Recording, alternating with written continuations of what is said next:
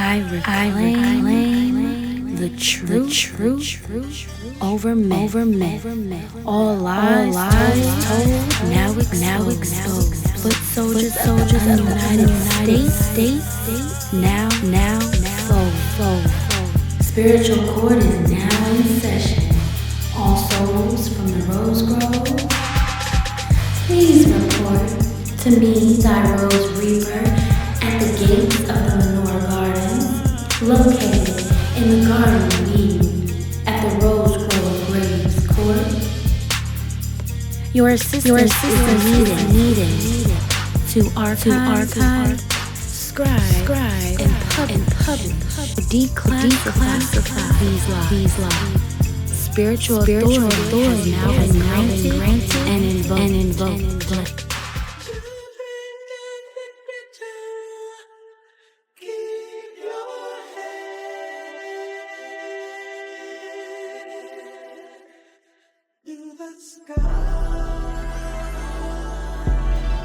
Before the story America tells about Thanksgiving, there was a silence on this land, a silence carved by catastrophe. When the English Pilgrims stepped onto the shores of what they called New England in 1620, they did not find a wild, untouched wilderness. They found cleared fields, empty villages, abandoned homes, land that looked prepared for them. Historians know now what the Pilgrims did not understand then. European diseases had already reached these shores years before the Mayflower ever set sail. Sailors, fishermen, and traders came earlier, making contact with tribes and contact along the coast. They shared smallpox, influenza, measles, and lethal pathogens native bodies had never encountered. The result was catastrophic. Some areas saw up to 90% of Indigenous die in only a few years. Whole communities of these people were wiped out faster than they could bury their dead. Imagine walking into your homeland to find every relative gone, every house quiet, every ceremony silence. That is the world the Wampanoag were living in when the Pilgrims arrived.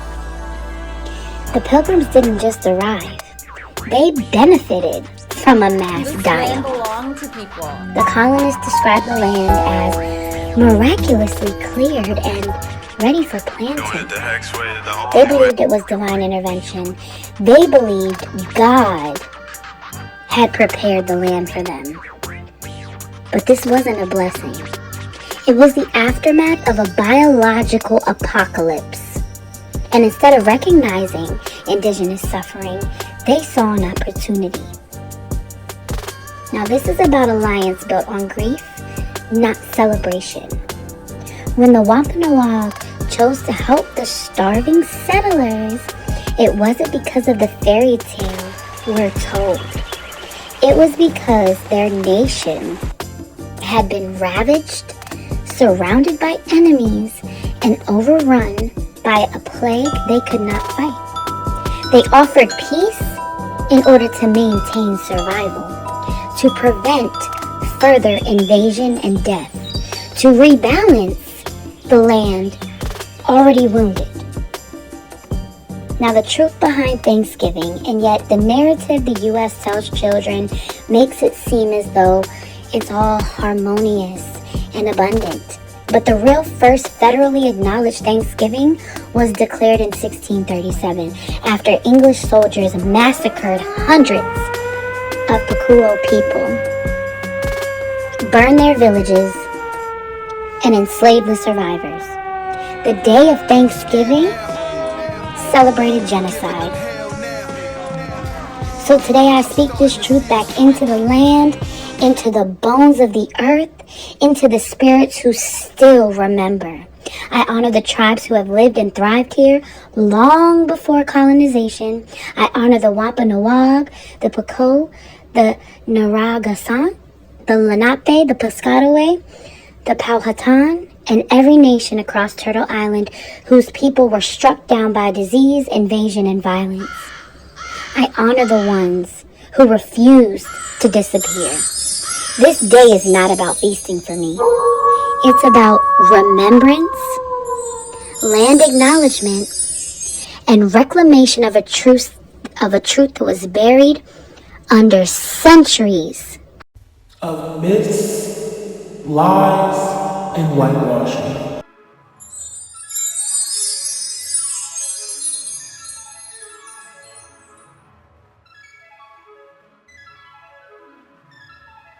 This life only comes once. So me, I'm trying to rise, come out of the dark and end up in the light. We strive before we climb. Highs and lows is what we tend to find. The reality, life ain't what it's cracked up to be. Fortunately, my mind's seeing differently. Only want the best for me and my family. Actions tell a story, so why not get on the rise? It's better than staying neutral. I wanna move around, be cordial, meet and greet, have positive energy. I refuse to surround myself with dead souls. I'm trying to be with majesties. Standing still apply. If you with me, don't play me. That goes for all. Wouldn't want you to trip and fall, cause I'm moving forward, growing tall. If you at a standstill, don't stay still. Keep it moving, cause we on an incline. Trying to triple these dollar signs. You know I'm out for mines, without a doubt. Like these hustlers pressed for time. Pushing for their spouse while they laid up in the house. Trapped up in the hood, trying to find a way out of town.